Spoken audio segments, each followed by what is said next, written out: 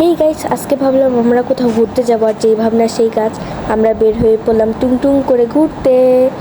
And then তারপর আমরা টুংটুং করে হাঁটছিলাম।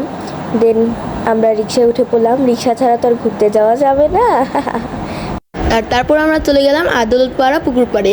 আর এই দেখো, আমি সালমান খান শাহরুখ খানের মতন স্টাইল মেরে আসছিলাম, আর জাবিন আমাকে ভিডিও করছিল। আর আমরা স্লাইডের মজা নিলাম, স্লিপারের মজা নিলাম, এখানে রুদবাও মজা নিল অনেক, আমরা অনেক মজা করতেছিলাম।